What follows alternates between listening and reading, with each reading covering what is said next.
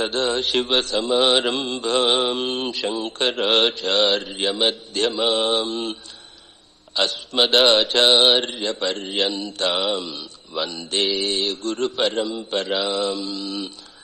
Om.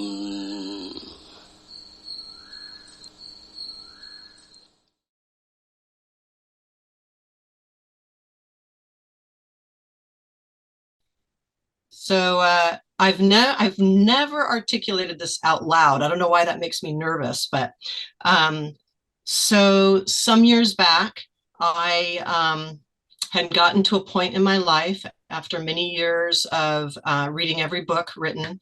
I had gotten to a point where I was suffering, and I had it, and I got to this point where I had it, and I had a moment where I sat down and I took on my mind. I analyzed it and watched each thought, and in a short period of time, I transcended my mind and saw my true nature, saw that Cheryl never existed. And of course, that was life-changing. So I went through the next years of my life mostly pretty euphoric. I no longer had this base suffering that I'd had for so many years. And so that was really great. And then as years went on, I started recognizing, I call it the duality of non-duality. I was in this place of watching this person who had transcended the mind. And that in itself started a little bit more suffering. And I went back to kind of my books and was reading, and I thought, I don't want to forget who I am, the truth. So I just kept reading to reinforce that. And then one day there was a shift in my perception, and everything became me. Everything arose from me. And so that was now about 5 years ago. And now I realize I'm kind of just floating through life, and I don't really know who I am, what's going on. It's not really a problem unless I think about it, but that's where the confusion comes in about my practice. So I feel like if I'm meditating or I'm trying or I'm reading books, all this is effort, and I think, who's making this effort? And why am I making this effort? I'm reinforcing a separate self by making this effort. So that's kind of where I'm at. And I was wondering if you had any feedback for me on that, and where and how I should proceed from here. Yes. Most of the people who became seekers of self-realization, they started somehow like that. Because it is a great shock for what we call the ego or the individual identity. So because it is a great shock, it creates a lot of different phenomena like those you have described. In that point of life, it is very much recommended that you will choose a path which is very much you feel that it is good for you, and a guru where you feel that is the appropriate for you. And you must focus on one tradition, because most of the time the seekers become confused because they do mixing. They listen some videos in YouTube, they buy some books from different tradition, then they listen different gurus from different traditions, or even from the same tradition, and then there is a big mess in the mind. So what is recommended is to make a choice and follow one spiritual path and one guru, and focus only on that. And you will see sooner or later that this will bring a great result. And will give a lot of fruition, spiritual fruition, and you will feel great. Because it is like we have a ship in the sea, in the ocean, without, let's say, a direction, a destination, a captain. And the ship, what will happen, according to the waves and according to the air, will go to this direction and then to this direction and this to this direction with no any destination. So there is destination, there is goal. It is the goal of self-knowledge, the goal of self-realization, enlightenment, or moksha. Somebody must see, must understand deeply, profoundly, that what I am is not an individual identity. It is not a body-mind complex or an ego or a person. But what I am is infinite awareness consciousness, or Brahman, according to our tradition in Advaita Vedanta. But this have to be, sooner or later, must be the truth of yours. And it has to be really accepted without any protest and without any doubts in the heart of your heart. And for this, a competent guru, who himself was a sishya of another competent guru in an authentic spiritual tradition, or Guru Parampara or Sampradaya, will direct you, will guide you, and with scriptural study, what we say as Sravanam, Mananam, and Nidhi Dhyasanam, and the Vedantic Meditation Nidhi Dhyasanam, you will end up in this wonderful enlightenment, self-realization, or moksha. Then there is guarantee and the promise from the scriptures of Advaita Vedanta, the Upanishads, that if you follow these instructions without removing any of the constituents of these instructions, then there is guarantee, there is this promise that you will have self-realization. Actually, So, yes, please. So I mean, I feel without a doubt, I mean, so I know Cheryl does not exist. I mean, I know that, I saw it. I could never unsee what I saw and experienced and felt. So where am I? What is the goal? I mean, I'm not embodying that, I guess, every waking moment, but I can never not know that. I wake up every single day actually kind of surprised that I'm here. Like, why am I here if I don't exist? So it's a little mentally confusing because I am very clear that I don't exist. Yeah, so exactly. This has to be the first step. This is not the end step. You have graduated from this class of recognizing that you are not the body-mind complex, you are not Cheryl. Now you have to proceed. You have to go to the next classes until you end up in the postdoctorate class where you say, I am Brahman, with no any doubts, no any reservations anymore. I know that I'm infinite, impersonal consciousness awareness. This has to be your own truth, not just an information that you have received from a YouTube video or a book or a guru or a book. Well, I mean, I experienced this. My mind stopped and I was on the other side of it. Or yes. Yeah, it has to be a permanent recognition and also conviction that what I am is this non-dual, impersonal consciousness awareness called Brahman in our tradition of Advaita Vedanta. And for this to be this permanent recognition and conviction, you need all the tools, the methodology, and the help, the possible help that you can receive from a guru and the Guru Parampara and the scriptural study, the entire tradition. It can happen. It is guaranteed. There is a very strong promise that if you follow all these instructions, you will end up very soon on this permanent recognition and conviction. But you should not mix with any other gurus or traditions or books or videos or anything.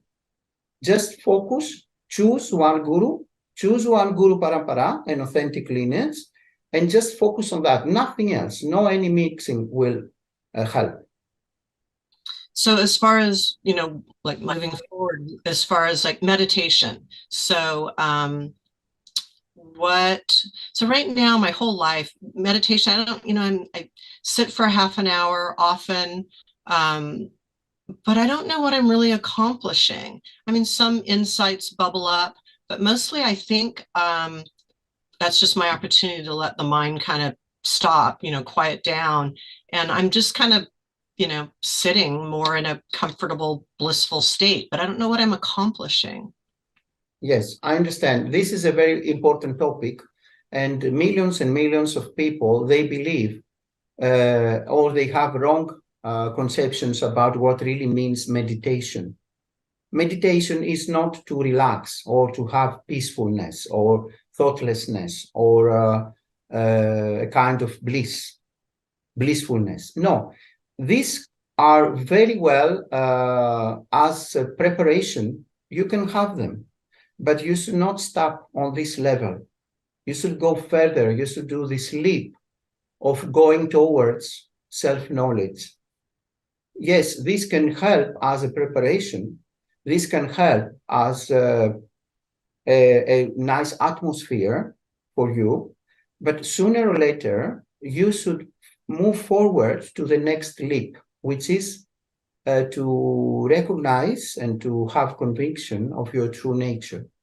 So in our tradition, in Advaita Vedanta, we are suggesting that Nidhi Dhyasanam, which is the Vedantic meditation, should be done with the context and the instructions and the teaching, which is sequentially previously from Sravanam and Mananam. So you receive Sravanam, which means you study and you are listening to the teaching with the guidance of the competent Guru. This is Sravanam. Then you proceed to what we call Mananam, and this is that with the Guru, you sit down together in Satsanga and you remove all your doubts, all your questions. So you should not have any reservations of the teaching, should be crystal clear and create clarity. And then the third phase is what we call the Nidhi Dhyasanam, the Vedantic meditation. So in this kind of Vedantic meditation, you have something to work upon. You have what we call the Mahavakyams Upadesa, which means that these great statements, this is what it means, you have received from the Guru Parampara, and the scriptural study of the tradition. And now you need this truth to make it the truth of yours in the heart of your heart. You must internalize it. You must grasp it. You must swallow it. You must make this truth so clear and so your own truth that there are no anymore any doubts or any reservations. And by doing that, sooner or later, this truth will be permanent. You will have a permanent recognition and conviction, even during the very difficult circumstances of life. Let's say you miss somebody, there is a death of what we call death, because actually there is no death. But you heard that a beloved person is passing away. At this moment, you will be able to know very well that there is no death. And this beloved person cannot die, because it is your own true nature as consciousness. And consciousness cannot die. And somebody is insulting you, so you lose your career, you lose your job, you don't have any money. I mean, very, very difficult situations. You will be able, even in these extreme situations, to remember and to know without any reservations that what I am is infinite consciousness awareness. And you will gain like that the permanent peace, bliss, and happiness that is your true nature. So we, in this tradition, we work like this way. Other paths, they are working with other ways. But in our path, we work like that. So the meditation should not stop in relaxation or peacefulness or thoughtlessness or silence. That is a wonderful preparation, a great preparation, yes. But you should make the leap and recognize and make the great Mahavakyams, the great statements, your own truth. And this is the leap, this is the contemplation and the absorption of the truth in the Vedantic meditation. Okay, so do you have a suggestion for me now? So, I mean, I'm meditating every day and I'm doing how I just explained to you. What do I do differently? What am I focusing on, or what am I doing? Yes, you can use the familiar ways of relaxing that you already are using. You can use any kind of preparation that helps you. But sooner or later, when you feel that you are in a particular preparation, then you must proceed. You must proceed and use the Mahavakyams as a tool, like Aham Brahmasmi, which is the mantra or the great statements, I am Brahman, I am impersonal consciousness awareness. And try this truth to make it your own truth. Try to recognize that truth. Try to see that during your meditation, there is only that, this substratum that you are. And the more you do that, the more it will stay and be stabilized. It must be the truth of your heart, in the heart of your heart. It must be something that it is not only an information, data that you have received from somebody.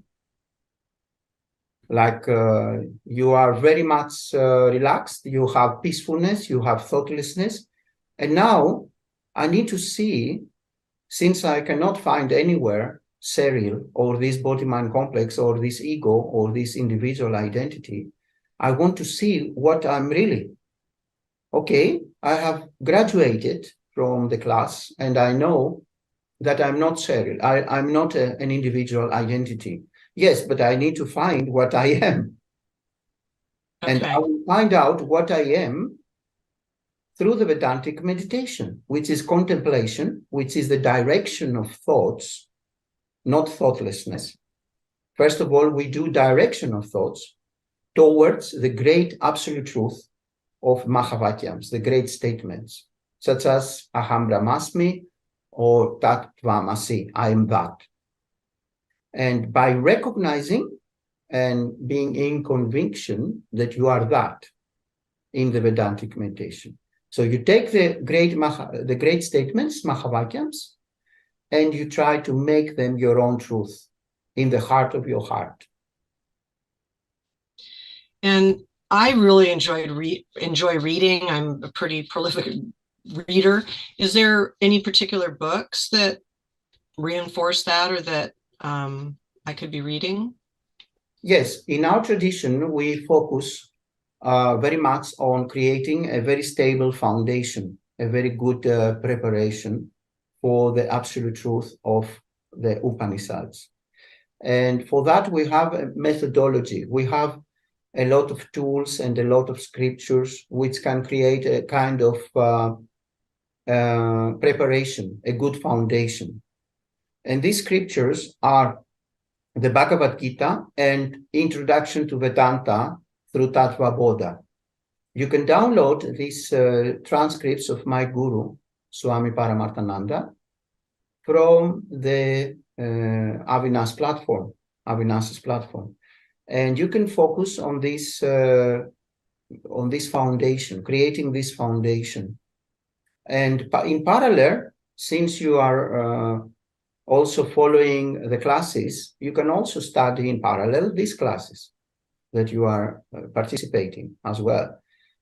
But for example, Vivekachudamani and Astavakra Gita are very, very advanced.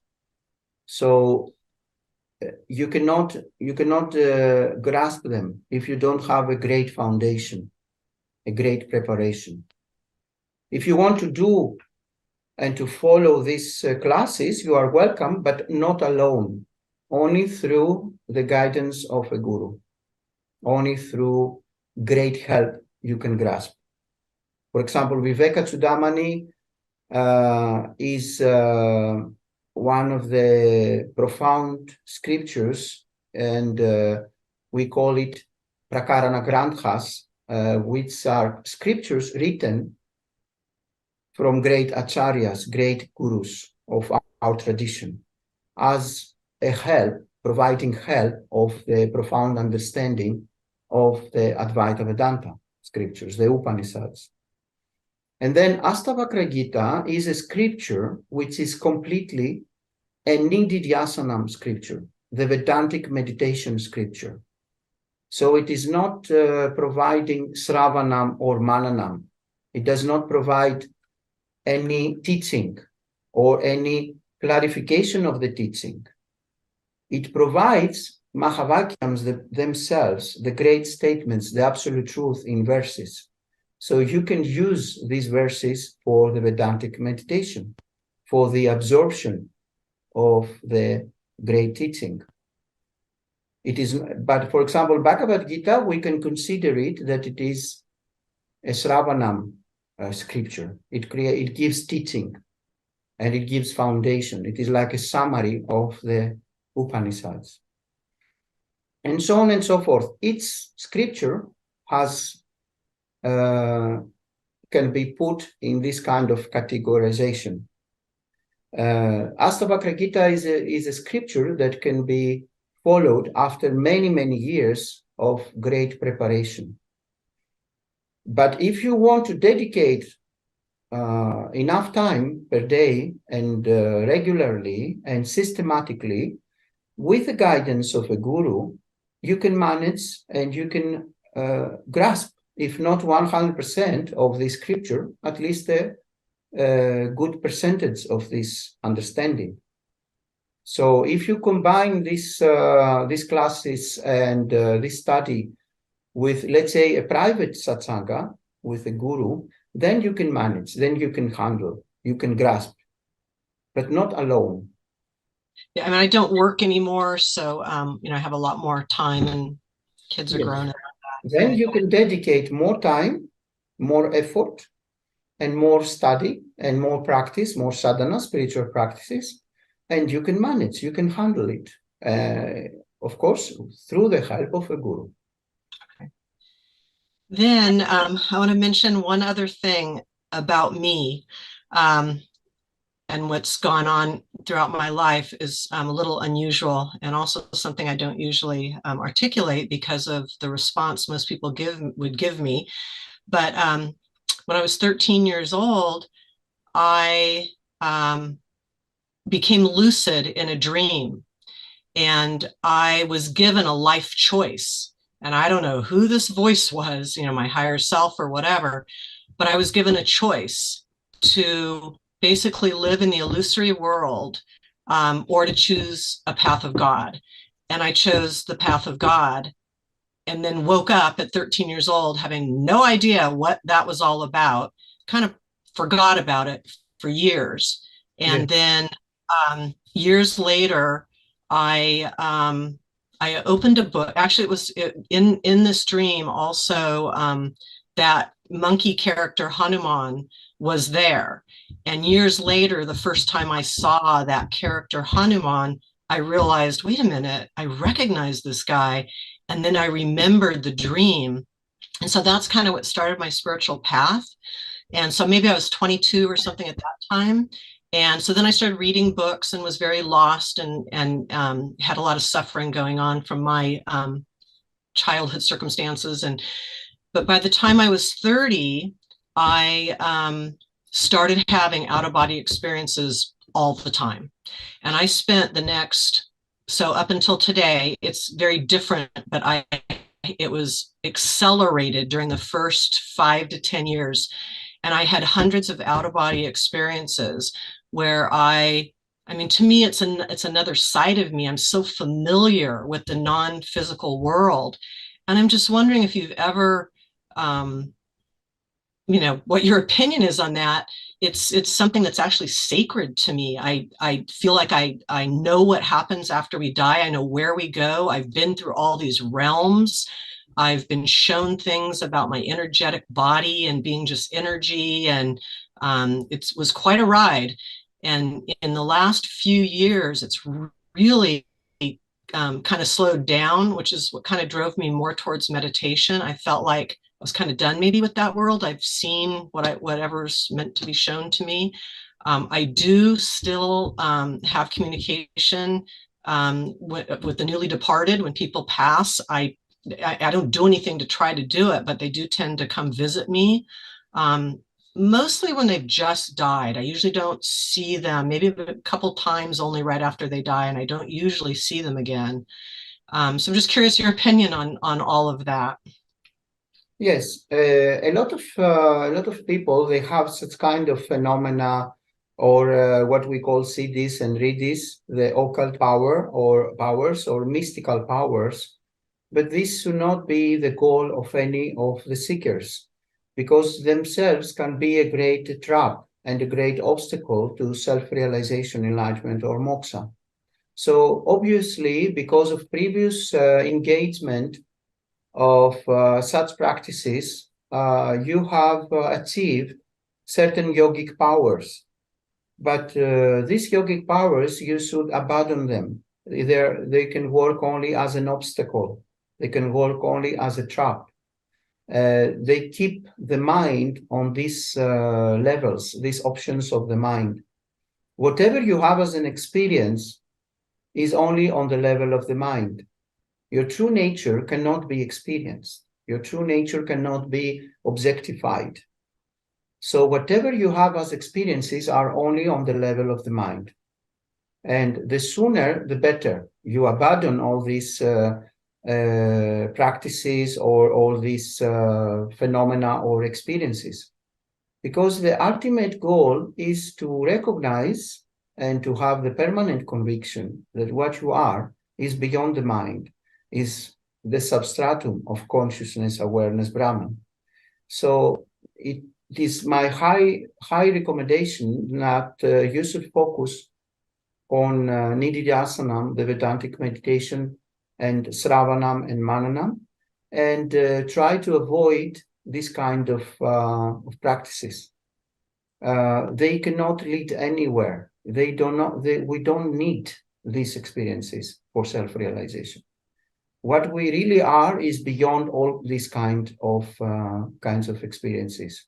And even more, because some of those experiences can bring a lot of blissfulness, they can trap us in this level of enjoying this bliss.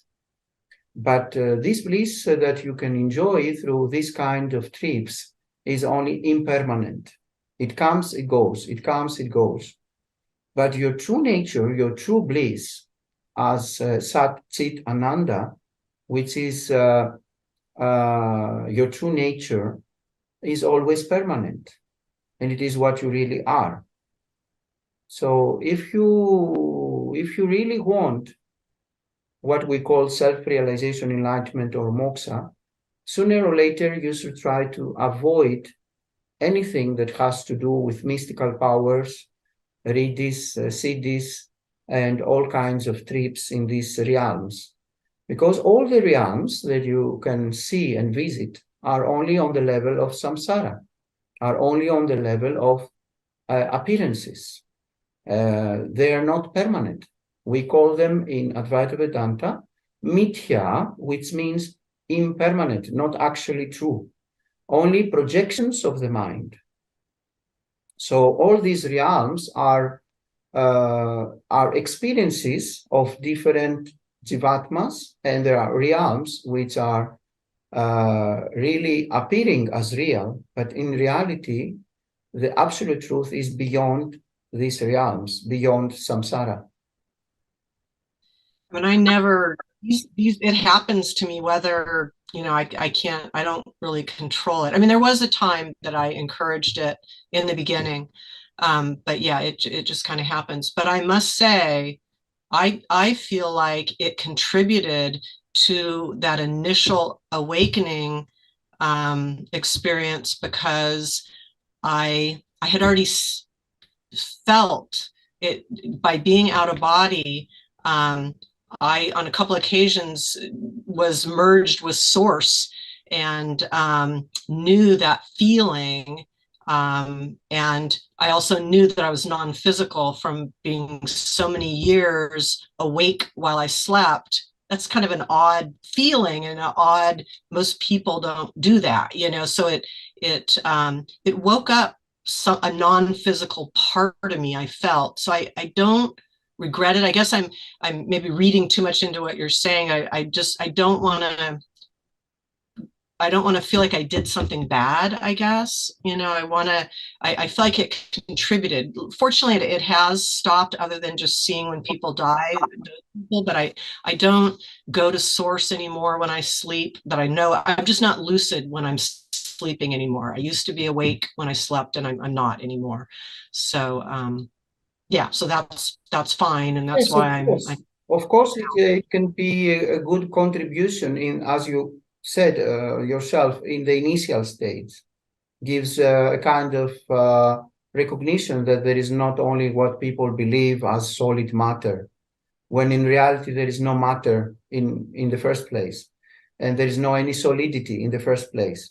So yes, it may give you this contribution in the initial stage, but I believe that you should now have graduation from these experiences or these trips.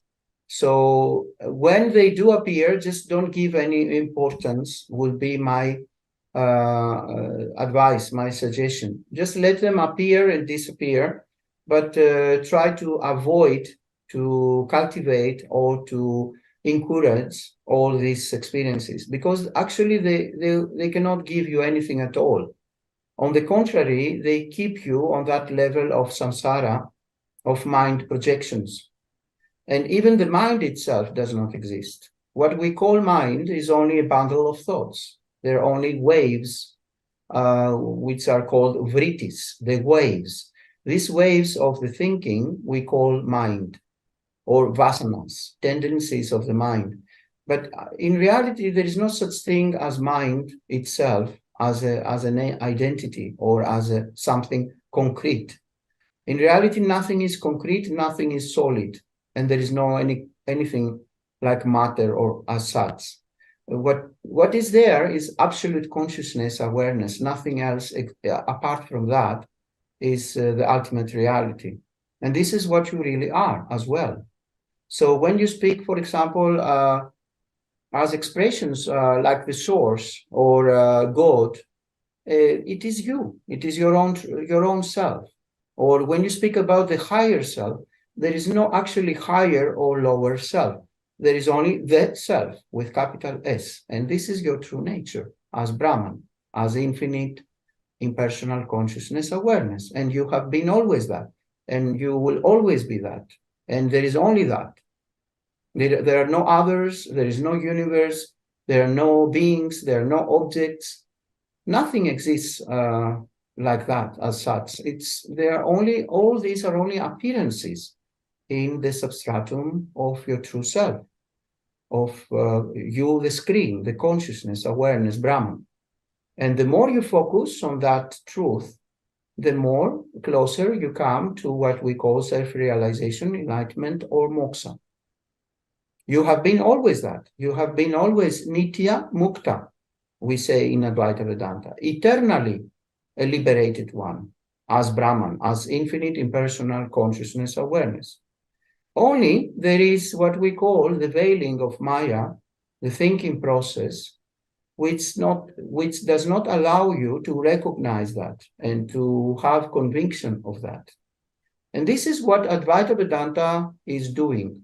It is removing this veiling of the thinking process, of the false conceptions. that I am something like an individual being or individual person or an ego or a mind or something like that. So these misconceptions should be removed because they are only illusion. They are illusory belief systems. And we call them as namarupa, names and forms or labels or thought forms or concepts. This is the great work that you can do to remove all these labels, all these misconceptions of what you truly are. God is your own self. There is no higher self or lower self. There is only the self, and this is what you are. There are no others. There is no universe. There are no beings, no objects. But this has to be the truth of your in the heart of your heart, not something that now you are hearing it from a guru or from a book or from a YouTube videos or an audio or whatever. It should be your own truth in the heart of your heart. All right. So, I mean, yeah, I mean, so I experienced, no Cheryl, but it is more that I know what I'm not than know what I am. I definitely know what I'm not. I'm not my thoughts. I'm not concepts. I'm not a human being. I know that. I'm not a personality. So then the second experience I had where it's like I read a sentence somewhere and all of a sudden everything kind of aligned and everything came out of me, like I was everything. But it still had this sense of being me, like me. That was a little confusing how everything came out of me when I felt like there was a little personality still attached there in that moment, but it definitely felt, and I can, like right now, when I say that, I can go to that place, but I don't live from that place, but I can go to that place. I know what that feels like when I just look out into the world and everything is me. That's a place I could sit and always come back to if I wanted. And I do, actually, that probably is my default. I try to come back to my breath and that everything arises in me. Is that a good place to rest during the day? Yes, it is. It is a nice practice, but you can also move forward and do it in a more concrete manner. Like try to recognize that what is watching all the activities of the body-mind complex called Cheryl does not have any location, and it is beginningless and endless. It is vast and huge and without any location. So, for example, right now, there is something in inverted commas which is watching this apparent dialogue between two apparent individuals. What is watching right now and has this awareness of this apparent dialogue, try to recognize that it does not have any location. So this presence, this awareness, consciousness cannot be imprisoned in the skull of Cheryl. It is not behind the eyes in the skull, in the body-mind complex called Cheryl. It is completely without any address, without any location. So the more you recognize that during the day, the better, the more often. Actually, sooner or later, it will become a permanent recognition and conviction. And you can do that practice whether the body is walking or eating or speaking or working or whatever. These moments would be this total recognition and conviction that what is watching, the witnessing consciousness, Satchitananda, does not have any location. It is not imprisoned in the body or in the skull. And this recognition also and conviction can be done also during the sitting meditation, Vedantic Meditation, Nidhi Dhyasanam, recognizing and having this conviction that, yes, I'm not Cheryl, I'm not a body-mind complex, but I'm this witnessing consciousness, which is aware right now that this body is sitting down in meditation, that this body is in this room, And I'm not this body. I am the witnessing consciousness, Satchitananda. And the more often during the day you do this practice, the better. Because it will remove this false belief that I am this body-mind complex. And what I am is inside this skull, behind the eyes, behind the nose, in the skull, which is a great illusion. What you are cannot be inside the skull, behind the eyes or behind the nose, or even in the room, or even in what we call the universe. The universe appears and disappears in this infinite consciousness awareness. And it is always the same. It is unchanging, unmodified. It does not have a say. It is formless. It doesn't have a beginning point or an ending point. Actually, space and time are also concepts. In reality, there is no such thing as space and time. There are only labels out of the thinking process. So what you really are is beyond space and time, beyond any forms, and beyond any appearances. And this has to be your work of having this as a great recognition and conviction on a permanent basis. And then when this permanent recognition and conviction is lasting for years, without even a second that you miss this permanent recognition and conviction, then you can play also the role of a guru, an external guru, and transmit this teaching to apparent others. And this is what we call self-realization, enlightenment, or moksha. It is not something that you create anew. You are already that. You need only to recognize that and have conviction on a permanent basis. It's not something like an event in space-time continuum. Yes, it appeared an event, and from then on I became enlightened, and everything changed, and things like that, which all the fake teachers are selling. Enlightenment, self-realization, or moksha cannot be an event in space-time continuum. Because if it would be something like that, that would mean that it is not permanent, that it is something that comes and goes. But you, as infinite consciousness awareness Brahman, is always nitya mukta, eternally free, eternally self-realized, enlightened. This is what you are. And you need to recognize that and have permanent conviction about that. And for this reason are all the procedures that you can have, can be offered to you from our holy tradition.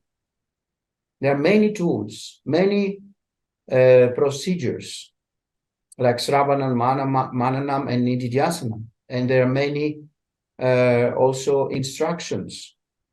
And there is this promise that sooner or later you will have this permanent recognition and conviction. If you, of course, you follow all the instructions. Okay. I think I had a few, the main thing was, and thank you for that, because I just needed something to try, something to do. So the meditation, at least I can do that. And my, I'll add those new thoughts and way of being during my meditation, as well as just walking through life. So thank you. I had a couple more just questions that bother me sometimes. I don't know if you know this term, spiritual bypassing. Yes, it is very much what they do in these circles of Neo-Vedanta, Neo-Advaita, and what it is called as non-dual teachers or non-duality path. These are only a tragedy. All these circles are only a tragedy. And that's why they have created to the people this spiritual bypassing. And all the people, they are now in great confusion, darkness, and ignorance. Because what they do in these circles is like extracting a small amount of teaching out of the entire context of Sanatana Dharma and the Upanishads and the holy tradition, the holy path, they extract what they like and they throw away all the rest. So it's like they take a drop from the ocean of the path and use that to make money and to impress others and to accumulate wealth and to become a so-called non-dual teachers or Neo-Vedanta teachers or Neo-Advaita teachers.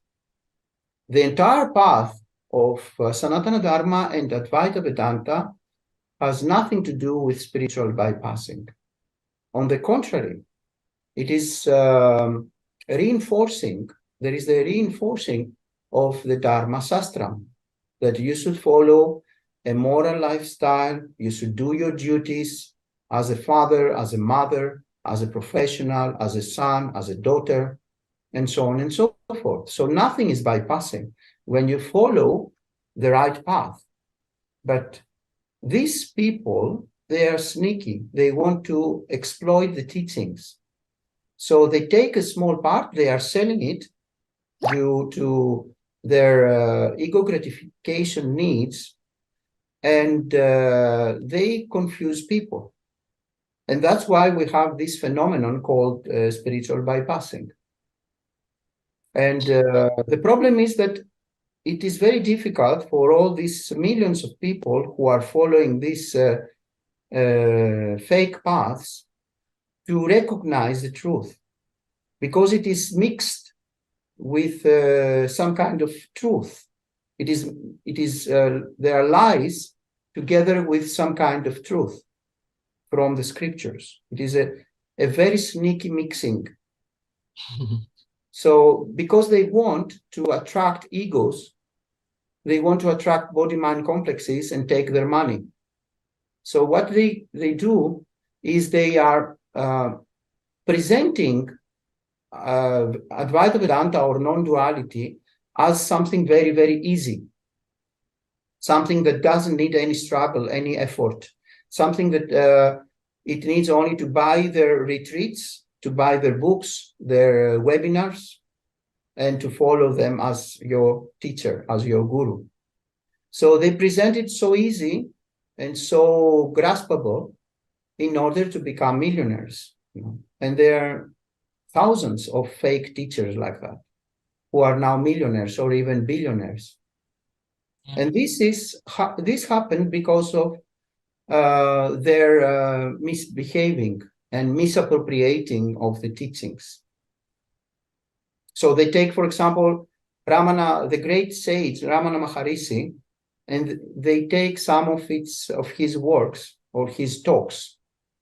And Ramana Maharishi said, you don't need to do anything at all. You are Brahman. You are already that. You don't need to create something anew. And they are selling that. And they are saying, you don't need to do anything. Just come in my retreats, buy my books, buy my retreats, buy my webinars. And that is enough. But Ramana Maharishi was not like a common person. How many are like Ramana Maharishi? Ramana Maharishi, in 16 years old, he had a death experience of his physical body. And after that experience, he asked, who am I? And he went for meditation in the forest and in the caves. But we know for sure, we believe in our tradition, that he had followed a spiritual tradition in his previous janmas, previous lifetimes. And certainly he had gurus in previous lifetimes. He only needed a click to finish these procedures. But how many are like Ramana Maharishi? So Ramana Maharishi never had a guru in his current lifetime. He never followed any Guru Parampara, a holy tradition. But nevertheless, he managed to be a jnani, a self-realized one. So they take his example and they are using it to make money. You don't need a Guru Parampara. You don't need to follow all the path. You just ask, who am I? Who am I? Who am I? Like a parrot all day long. and that will do. And then all these egos, they are completely satisfied. They don't need to change anything in their bad lifestyle. They can continue drinking alcohol. They can continue having sexual misbehaving. They can steal. They can do whatever. Since these fake teachers say that you don't need to do anything at all. And look at Ramana Maharishi. He didn't have a guru, but he managed to become a nani. So this phenomenon is really a tragedy of our current era. This misappropriating of the teachings, exploiting the teachings, selling the teachings, and using the teachings to have sense gratification.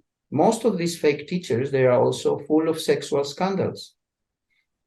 And they are having a luxurious lifestyle, which is not in accordance with Advaita Vedanta. You know, if you are an Advaitin and you know that all this world is just an illusion and your true nature is perfect and complete, then you don't care to accumulate wealth or to have sexual partners non-stop. And you don't care to have fame or to become a famous guru. You may share the teachings, but always free of charge, just because you love, just because of compassion. So what all this is happening now, spiritual bypassing, is due to these fake teachers, because they are spreading out to the people a misappropriating teaching. Unfortunately. There's also, I've noticed there's another way that that word is being used right now in a slightly different way. So it's against all the teachings. So now there's a movement to not look at Advaita type teachings at all, because they in and of themselves, they call spiritual bypassing, because they believe anyone following Advaita is saying the world is an illusion, therefore you don't care about the hungry, the sick, that's spiritual bypassing by just calling everything an illusion. So that's prominent in my community, that nobody wants to follow Advaita anymore or listen to anyone who speaks like that, because you're turning your back on the poor. Yes, I understand very well. And this is, as I mentioned earlier, due to the misappropriating that these fake teachers are propagating. So in Advaita Vedanta and in general in Sanatana Dharma, we have what we call the Dharma Sastram, where all this, what you mentioned about charity and about helping the community, about helping the environment and all the apparent living beings and everything, is highly recommended. And actually, it is one of the 4 purusarthas, which means the 4 human goals. So one is kama, which is desires. The other one is artha, which is accumulating of wealth for your family. The other one is dharma. And the last one, and the most advanced and absolute, is moksha, self-realization. So it is built in Sanatana Dharma, in the entire context of this path, charity and helping the fellow human beings and the entire ecosystem. So it is due to the misappropriating of these fake teachers that people are confused. And it doesn't mean that because this universe is a dream, that you should harm others or that you should not do charity. On the contrary, if you want to have a pleasant dream and not a nightmare, you must help. Not because, of course, to receive the rewards, but because this humanity, this dream of humanity and the dream of universe can become wonderful. You can enjoy this beautiful universe, even if it is a dream. It is like you prefer to see a wonderful dream than a nightmare. You see in your dream that an old woman fall down in the streets. And you go to help her to stand up, isn't it? Out of compassion. It doesn't mean that it is because there is dream that you will not help this old woman. It is the same with the big dream of life. We help as much as possible because this is reinforcing the dissolution of the illusory ego. Even if it is a dream, even if the ego does not exist in reality, we need to follow the Dharma Sastram, all these instructions about living a moral and spiritual lifestyle. It is highly recommended everywhere in the scriptures. The entire Bhagavad Gita speaks about a moral and spiritual lifestyle, how to be a perfect human being. Even if Krishna knows that this is a dream, it doesn't matter. And you can see, for example, that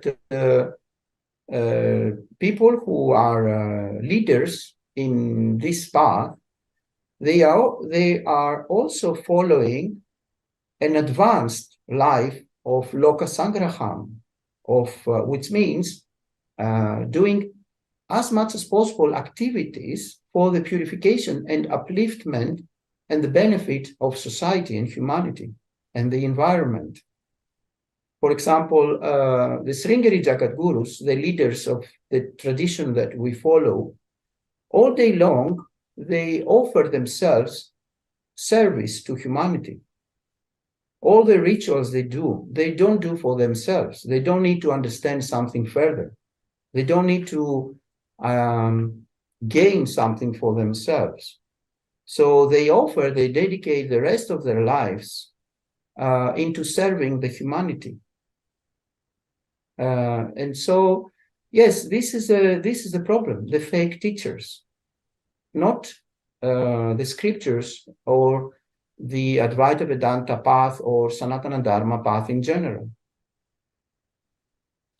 So for me, I think where it comes into play, the spiritual bypassing is just because of the way that I hold the world. If someone comes to me and starts complaining about Donald Trump and this and that and the guns, and I tend to say, because I'm not going to do anything to change it, I can vote and I will vote, but I don't want to complain and talk about Donald Trump because I have no power to change it. There's nothing I can do.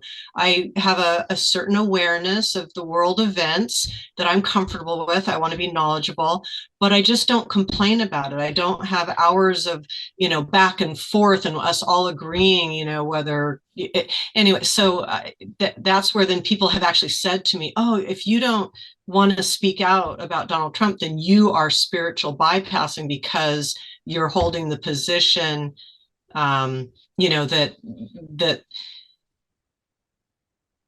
it is a dream. I feel like ultimately everything's going to be okay. I will still vote. I will live in a physical world. I will still help a lady who falls down in the road. I will do everything I can if somebody asks me for money or someone, I'm always going to do all that. But it's a very hot political environment in the US right now. And so it's just, I was starting to feel a little bad, like, am I really spiritual bypassing? Am I really, it's just such a common term right now to put on people if you're not ready to go out and march with a sign, and I just don't feel moved to do that. And so I don't know, is that because I feel reality is only relative? Am I going too much into that? I don't know. No. It is right to focus on having self-realization and not to focus so much on the worldly things. You can vote, you can do your contribution, but without any exaggeration. For example, the greatest gift that somebody can offer to humanity is what? It is his or her own self-realization. This is the highest gift that you can offer to humanity. Take, for example, the life of the sage Ramana Maharishi. Because of him, millions of people, they are inspired to follow Advaita Vedanta and to follow a path for self-realization. So you can help humanity through your own self-realization. There is no need to help humanity through political means, through being engaged in political activism, politics. No, there is no reason for that. You do your contribution as much as you feel, and that is more than enough. And furthermore, it is the law of karma that it is highly mentioned in Sanatana Dharma in general and Advaita Vedanta. Even if this life is a dream, there is the law of karma. And if you harm others, even if it is a dream, you will get punishment. You will suffer in this lifetime and also in the next lifetimes. Of course, the lifetimes are dream lifetimes. They are also a dream. But the suffering will be there, even if it is a dream. So if you harm others, because everything is a dream, and you do the so-called spiritual bypassing, you will experience suffering. It is like you are in the dream state, and you look at a dream that you are harming somebody. And next moment, the same one is harming you, because there is the law of karma. Then you will experience suffering, even if it is a dream. The same with the big dream. Because there is a law of karma, some of your activities will create what we call papam, which means merits, which means bad karma, negative karma. And some of your activities and deeds and thinking will create what we call punyam, which means good karma, merits, which will follow you in this lifetime and in the next lifetimes. Anyway, even if it is a dream. So all these people that they speak about spiritual bypassing, actually they have never dedicated any time to study the traditional path of Advaita Vedanta or Sanatana Dharma. They just use this expression very superficially. They see some neo-Advaitins or some non-duality people, how they're acting, and they're speaking about this kind of spiritual bypassing. But they never dedicated any time to study and to see how is the real path, the authentic lineage. There is no such thing as spiritual bypassing in the authentic path. And furthermore, if you want to contribute in the society, in the humanity, is it better to curse the darkness or to light up a candle? I think it's better to light up a candle, isn't it? Yes. You can on and on and on cursing and speaking negatively about people, about politicians, about the wrong things in the planet, and so on and so forth. But does that will help? No. But what about if you use the same time of your free time to propagate authentic teachings for liberation? Then you are lighting up candles of the truth and of light. So rather than being somebody who is devoted, who is dedicating his life and his time into cursing the darkness or gossiping about the negative things in the planet, it is much, much better to offer to humanity teachings and light, and to help those who are propagating the right teachings to spread out more and more and more.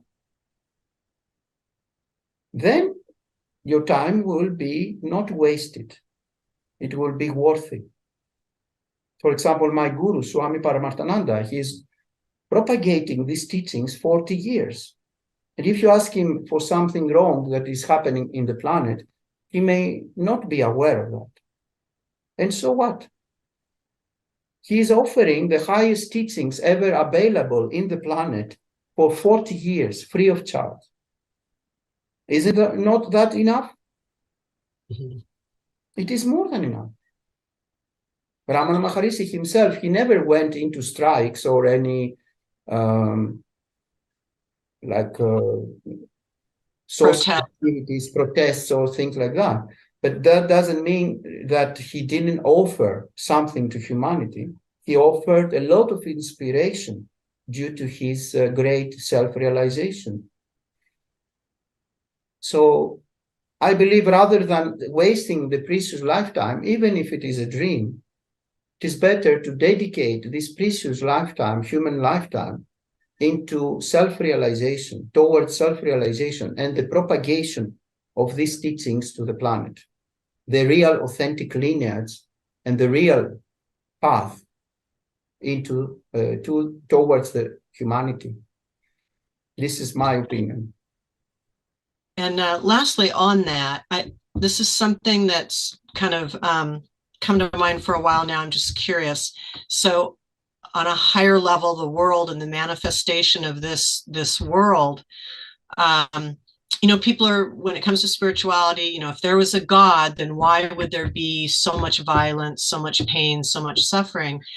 And I read something once, I'm wondering if there's any truth to this. It just, for some reason, resonated with me, kind of the idea that you can't have this without that. Like, we live in this dual world of up and down and right and wrong. And so is it true that this could never be a Garden of Eden, because you cannot have love without hate? You cannot have war without peace. You must have all these elements.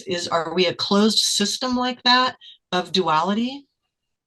Yes, according to Sanatana Dharma, there is the infinity of and recycling of what we call the yugas, the ages. And we have the golden age, we have the silver, the bronze, and the iron age. And these are always upon recycling. So again and again, there are these circles. And for example, in the golden age, there is much spirituality, much truth, a lot of light, a lot of beauty in humanity, in the planet, and so on and so forth. And then there is a degradation in the silver age, and then more degradation in the bronze age, and then more and more degradation in the Kali Yuga, like we live now. And again, the golden age will appear again. So there is this kind of circles which are beginningless. And this world is due to duality, and it will always be like that. But this is not so bad news, because you can remember that what you truly are is beyond this duality. The duality belongs to the mind and to the body-mind complex understanding. So if you have this duality in the proper perspective, that it cannot harm me, all this duality appears and disappears in the screen of what I am, consciousness, awareness, Brahman, then there is no problem. It's like are you going to the cinema for movies? Are you going to the cinema for movies? Mm-hmm. Yes, you go to the cinema for movies, and sometimes you may go to drama movies, isn't it? Not only comedies. So it is the same, you can use the same symbol for this universe. There are pleasurable moments and non-pleasurable moments, but both of them cannot harm the screen that you are. When there is a drama movie in the screen, in the cinema, the screen cannot be harmed. If there is a lot of blood in the movie, the screen will not get blood in it. If there is a waterfall or water or fire, the screen will remain the same. And it is the same. Say again?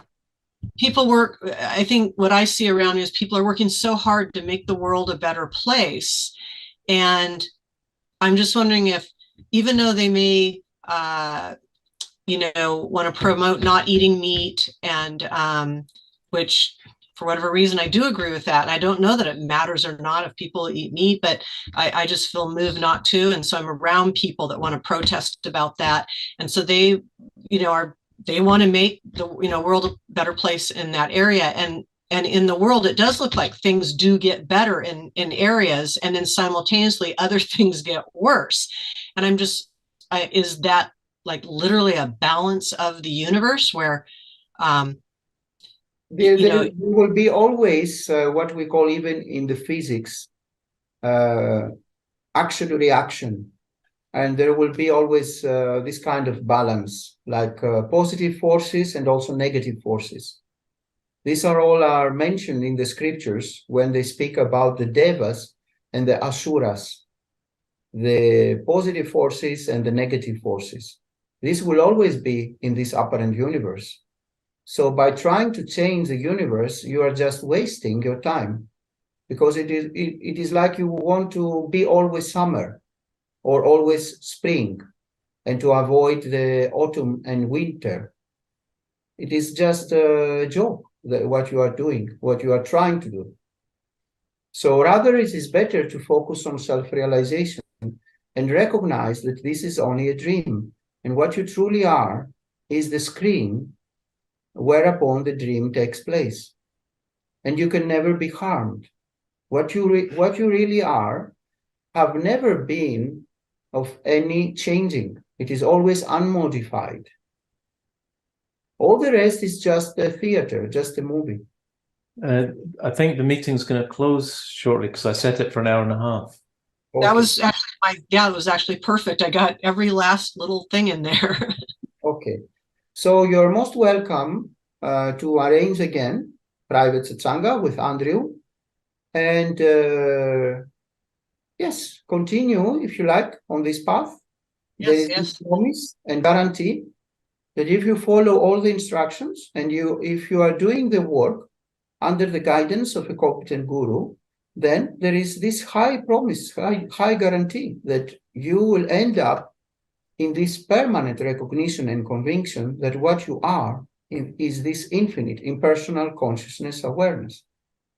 You just need to follow the instructions. All are written down in the scriptures with full details.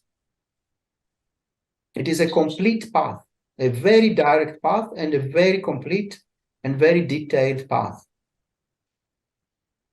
Yes, I feel moved to absolutely to keep moving forward. It seems to have been the path of my life, that's from a very young age. So thank you very much. Appreciate it. You answered a lot of my questions. I'm glad Andrew recorded this because I'd like to hear it back. You have a lot of Sanskrit words I'm going to have to research. Okay. Namaste. Thank you very much. Thank you.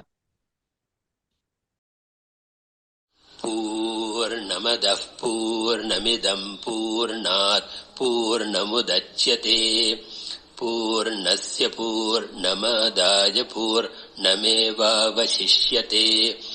ॐ शान्तिः शान्तिः शान्तिः